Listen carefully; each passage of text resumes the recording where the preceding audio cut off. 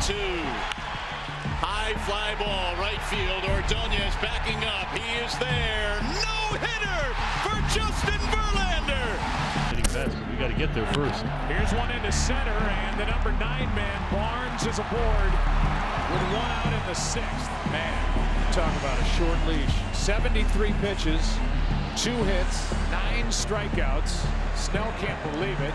A controversial decision, no doubt. Behind every baseball dynasty, every championship team, and every unforgettable season stands a common figure, the starting pitcher. For over a century, these iron-armed warriors carried the hopes and dreams of their franchises on their shoulders, game after game, inning after inning, and pitch after pitch. But what if I told you that we are witnessing the twilight of an era, that the role that gave us Cy Young, Walter Johnson, Bob Gibson, Nolan Ryan, and Randy Johnson is quietly fading into baseball's nostalgic past? This isn't just about changing statistics or evolving strategy. This is about the death of baseball's most iconic individual role, the complete game warrior, the 9-inning maestro, the ace who refused to leave the mound until the job was done. And as we watch Justin Verlander in the twilight of his remarkable career, we may be witnessing not just the final chapter of one man's journey, but the last of a dying breed. Perhaps the final pitcher who will ever reach the once standard benchmark of 300 career wins. But before we get to the content, this is a brand new YouTube channel, so leave a like and subscribe because we are passionate in bringing you the latest MLB analysis. Now that that's out of the way, let's get right into it. Baseball in its earliest days barely resembles the game we know today. In the dead ball era, a team might employ just 1 or 2 pitchers for an entire season. These weren't specialists. They were workhorses in every sense of the word. In 1884, old Hoss Radbourn of the Providence Grays started 73 games and completed all 73 games. He pitched 678 and 2/3 innings that season, a number so insane by today's standards that it seems to belong to another sport entirely. Modern pitchers throw roughly 30% of that workload in a full season. Even as we moved into the live ball era, the expectation remained crystal clear. A starting pitcher's job was to finish what he had started. The complete game wasn't an achievement, it was the baseline expectation. Consider these staggering numbers. In 1904, Cy Young completed 40 of his 41 starts. In 1968, Bob Gibson completed 28 of his 34 starts. In 1980, Steve Carlton completed 13 of his 38 starts. But in 2023, only 37 complete games were thrown in the entire major leagues by all pitchers combined. The decline isn't gradual, it's fallen off of a cliff status. In less than a century, we've gone from pitchers who completed nearly every game they started to a league where complete games are celebrated as rare anomalies. Take Warren Spahn, who pitched from 1942 to 1965. Spahn completed 382 of his 665 career starts, an astonishing 57% completion rate. He routinely pitched 250 plus innings per season well into his 40s. Spahn's approach was symbolic of his era's philosophy, once saying, "A pitcher needs 2 pitches, one they're looking for and one to cross them up." This wasn't just about physical endurance. It was about a particular kind of mental toughness, the ability to navigate an entire lineup multiple times, to adjust strategy as the game progressed, to find something extra in the tank when fatigue set in during the later innings. Sandy Koufax, despite his career being cut short by arthritis, exemplified this mentality. In his final season in 1966, battling excruciating pain, Koufax started 41 games, completing 27 of them, and threw 323 innings with a 1.73 ERA. Modern medicine would have likely extended his career, but the expectations of his era accelerated his departure from the game. So what changed? When did the workhorse starter begin his slow fade from baseball's center stage? Well, the transformation didn't happen overnight, but several key turning points accelerated the decline. The first significant shift came in the 1950s with the increased standardization of the 5-man rotation. Teams had previously operated with smaller rotations of 3 or 4 pitchers, especially in crucial series. The 5-man rotation provided more rest between starts, but it also reduced the number of starts per pitcher per season. By the 1970s, relief pitching had begun to evolve into a specialized craft, rather than a role for failed starters or aging veterans. The emergence of dedicated relief specialists like Raleigh Fingers, Bruce Sutter, and Goose Gossage transformed how managers approached the later innings of games. years. But the true revolution, the one that would ultimately sound the death bell for the traditional starting pitcher, came in the 1990s and early 2000s with the rise of advanced analytics and the recognition of the third time through the order penalty. Data revealed an uncomfortable truth. Most pitchers, even the elite ones, performed significantly worse when facing batters for the third time in a game. The numbers were undeniable. Batters' OPS increased by an average of 60 to 80 points the third time through the order, even against Cy Young caliber pitchers. In 2001, Barry Bonds faced pitchers a third time in games 157 times and posted a staggering 1.458 OPS in those plate appearances. The message became clear to forward-thinking teams. Limiting exposure might be more valuable than extending outings. The Oakland Athletics under Billy Beane and the Tampa Bay Rays under Andrew Friedman were among the first organizations to systematically implement these insights. They recognized that protecting pitchers from this vulnerability, even when they were performing well, could provide a competitive advantage. The 2008 Tampa Bay Rays provided a blueprint that would reshape the game. With a modest payroll and a roster lacking established stars, the Rays shocked baseball by winning the American League pennant. Their secret weapon? A revolutionary approach to pitcher usage that minimized exposure and maximized effectiveness. Under Joe Madden, the Rays rarely allowed starters to face a lineup a third time, unless they were absolutely dominant. This approach flew in the face of baseball tradition, where starters earned the right to pitch deep into games, but the results were undeniable. As Moneyball principles spread throughout baseball in the 2000s, front offices began to question every long-standing assumption about how the game should be played, and the starting pitcher's role wasn't immune to this scrutiny. By the 2010s, a new calculus had emerged. Teams asked themselves, would you rather have your fourth best pitcher, your starter of that game, facing batters for the third time, or your seventh best pitcher, a reliever, facing them for the first time? The answer became increasingly clear. Consider the transformation of the complete game. In 1980, MLB pitchers recorded 856 complete games. By 2000, that number had fallen to 234. By 2022, it had plummeted to just 36, less than half the number that Bob Feller alone recorded in the 1940s. The 2019 Houston Astros, one of the most analytically advanced organizations in the sport, had Justin Verlander and Garrett Cole at the peak of their powers, arguably the best starting pitcher duo of the modern era. And even with these two future Hall of Famers, the Astros recorded just 14 complete games all season. In the 1970s, that would have been a typical output for a single top starter. Today's game has moved away from valuing innings and toward valuing effectiveness within those innings. Max Scherzer, one of the greatest pitchers of the modern era, has just 12 complete games in his entire career. Bob Gibson had 28 in a single season. The development of pitch counts and inning limits further accelerated this trend. After young stars like Harry Wood, Mark Pryor, and Steven Strasburg suffered devastating injuries early in their careers, teams became increasingly cautious with their prized pitching assets. The death of the complete game has brought with it the death of several related baseball traditions. The 300-inning season. No pitcher has thrown 300 innings in a single season since Steve Carlton in 1980. The 25-win season. No pitcher has won 25 games since Bob Welch in 1990. And the sub-2 ERA with over 300 innings pitched, a once regular achievement now considered virtually impossible. As starting pitchers have been asked to do less, relief pitchers have been asked to do more and have become increasingly specialized in the process. The modern bullpen bears little resemblance to the relief corps of previous generations. What once was a repository of failed starters and aging veterans has transformed into a collection of hyper-specialized arms, each with a specific role and inning assignment. In 2023, MLB teams averaged 4.47 pitchers per game, an all-time high, and nearly double the figure from the 1970s. The specialized bullpen has given rise to entirely new roles. You have the setup man, a high-leverage reliever specifically tasked with handling the 8th inning, the loogie, or left-handed one-out guy, a specialist brought in solely to neutralize dangerous left-handed batters, the opener, a reliever who starts the game but pitches only an inning or two before giving way to a bulk pitcher, and then you have the closer, perhaps the most famous specialized role, reserved for the team's best short-inning reliever. This specialization has changed not just how pitchers are used, but how they're developed. Velocity has replaced endurance as the most coveted attribute. Young pitchers are incentivized to throw harder for shorter periods rather than pace themselves for longer outings. The 2020 Tampa Bay Rays took this philosophy to its logical extreme during their World Series run. Despite having talented starters like Blake Snell and Tyler Glasnow, the Rays rarely allowed their pitchers to work deep into games. In Game 6 of the World Series, manager Kevin Cash infamously removed Snell after just 5 1/3 dominant innings, a decision that sparked controversy but reflected the organization's deeply held pitching philosophy. Snell had allowed just 2 hits and struck out 9 Dodger batters. He had thrown only 73 pitches. By traditional standards, he was cruising towards a potentially historic World Series performance. But the Rays data suggested that even Snell, their ace, became vulnerable the 3rd time through the order. Cash made the move that analytics dictated, and though it backfired in that instance, as the Rays lost the game and the series, it epitomized the modern approach to pitcher usage. The message was clear. No pitcher, regardless of talent or in-game effectiveness, was exempt from the new rules of engagement. Baseball's financial structures have further accelerated the decline of the traditional starter. As player salaries have skyrocketed, teams have become increasingly protective of their investments. Starting pitchers typically sign the largest contracts in the sport. $200 million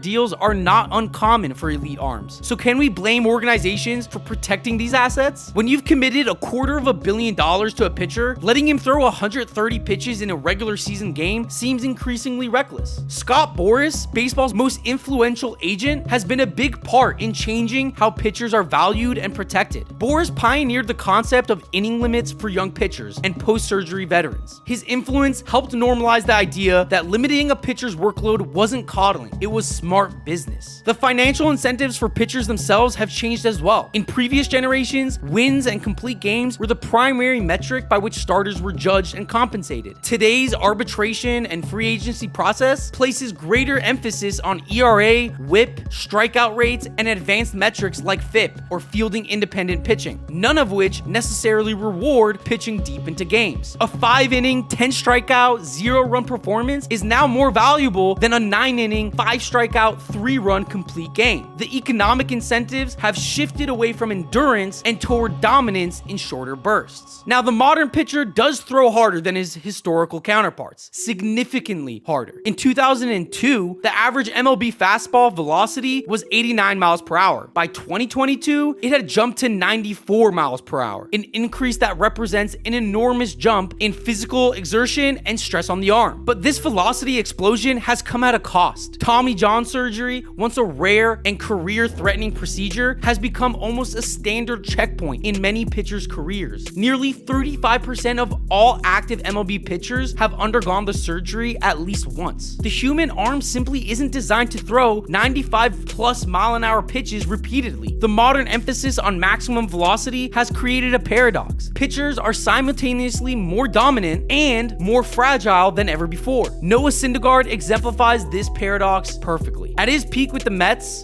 Thor could hit 101 miles per hour with his fastball and 93 miles per hour with his slider. Video game numbers that made him nearly unhittable when healthy. But his career has been repeatedly derailed by arm injuries, including Tommy John surgery that costed him almost 2 full seasons. The news that Noah Syndergaard needs Tommy John surgery may seem small in the light of everything that's going on in the world right now, but of course not great for the Mets' 2020 hopes once they do resume play.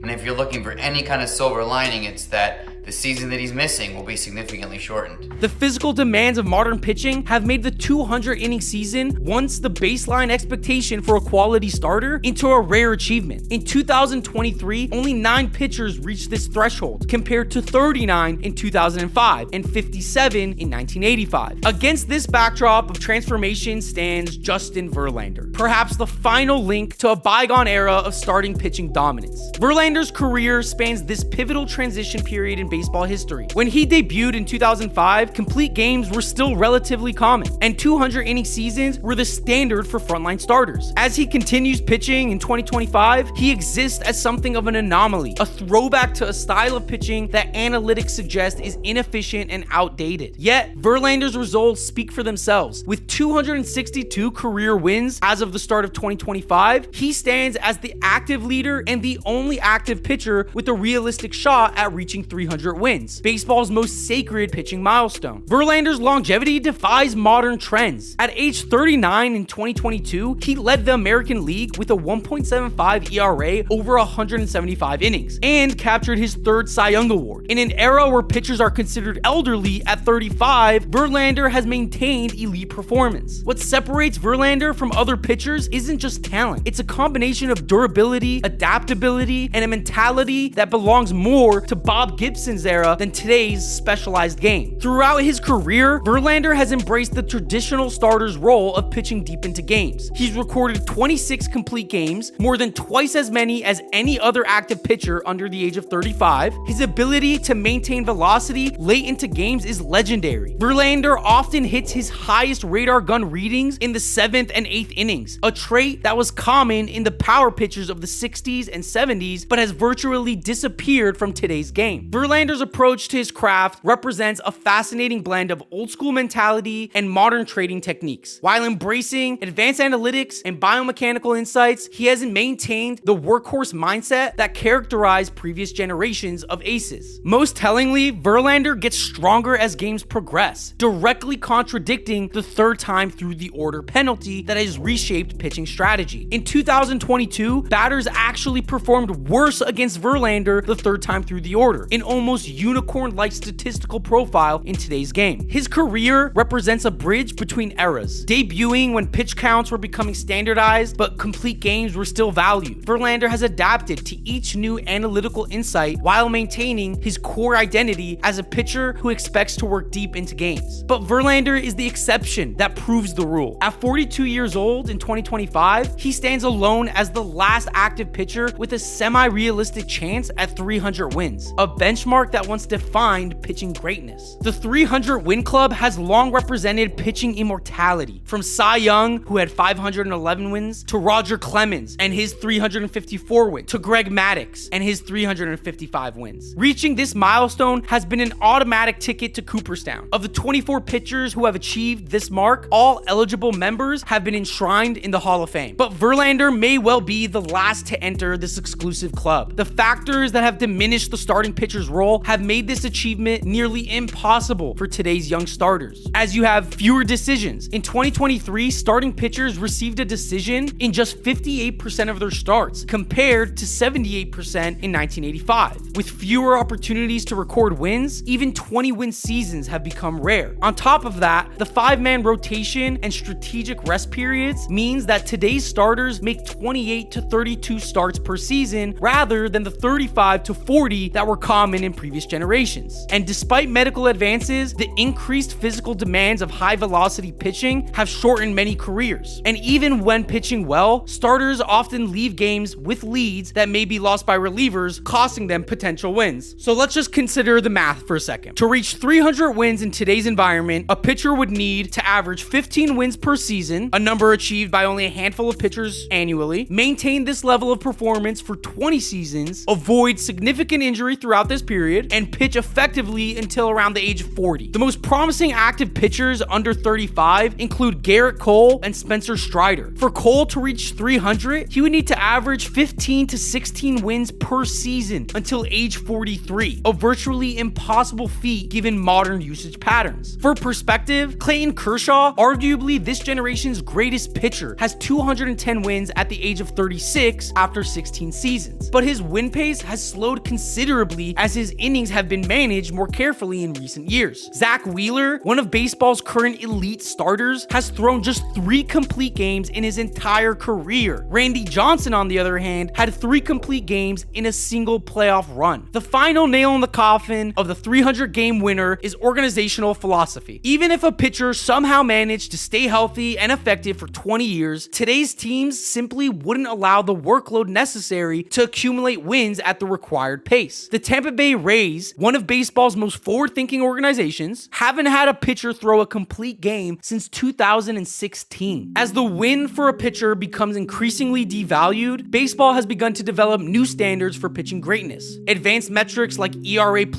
FIP, whip, and WAR provide more accurate measurements of a pitcher's effectiveness independent of factors outside their control. Jacob deGrom's 2018 and 2019 seasons illustrate this shift perfectly. Despite posting a historic 2.05 ERA over these 2 seasons, deGrom won just 21 games total due to poor run support and bullpen performance. Yet baseball analytics universally recognized his performance as historically elite despite the modest win total. Modern Hall of Fame voters have begun to adjust their standards accordingly, and the upcoming possible election of Felix Hernandez, despite his relatively modest win total, would confirm this evolution in thinking. The starter's diminished role has changed how we evaluate greatness, but it has also changed how pitchers approach their craft. Today's elite starters like Shane Bieber, Corbin Burns, and Zach Wheeler understand that their job is no longer to pitch 9 innings. It's to be utterly dominant for 5 or 6. The death of the traditional starting pitcher doesn't mean the role lacks importance.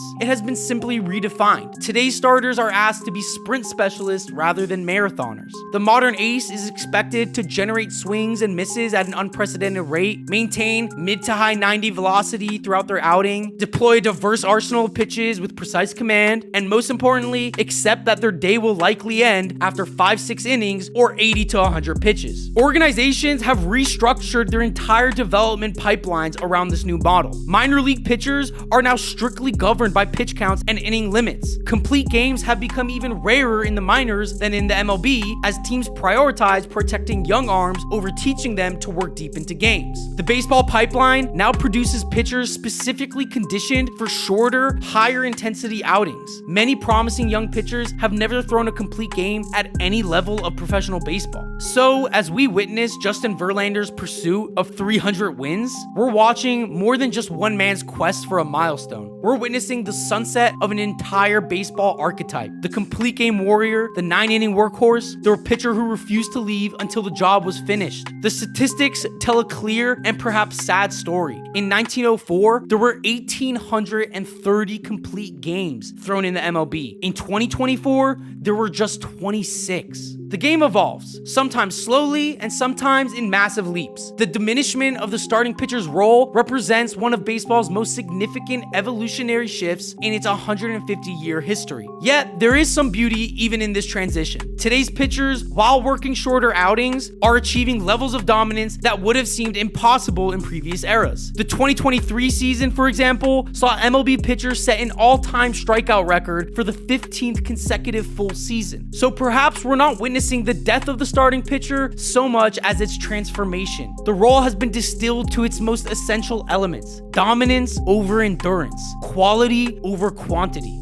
Still, as we watch the twilight of Verlander's remarkable career, it's hard not to feel a sense of something special slipping away. When the last 300-game winner eventually retires, baseball will have lost a direct connection to its past, to the days when one man stood on the mound and through sheer will and talent carried his team from the first pitch to the last. The complete game pitcher, that symbol of individual determination and endurance, is gradually fading into baseball's mythic past, joining the underhand delivery, the dead ball, and the stolen base artist as evolutionary casualties of a game that never stops reinventing itself. And as the role continues to evolve, perhaps we should appreciate these final glimpses of a pitching philosophy that once defined America's pastime. A philosophy best captured by the words of Hall of Famer Warren Spahn, who, when asked when he might need relief, simply replied, "The only relief I need is seeing the shortstop catch the ball and throw to first." Those days are gone now, and Justin Verlander may well be their final ambassador. So what do you think? Do you think this change in pitchers' usage has benefited the league, or is the use of analytics going too far at times? Do you think Verlander will achieve the 300-win milestone? Let me know in the comments below, and don't forget to like and subscribe for more hard-hitting baseball analysis. Thanks for watching, and I'll see you on the next one.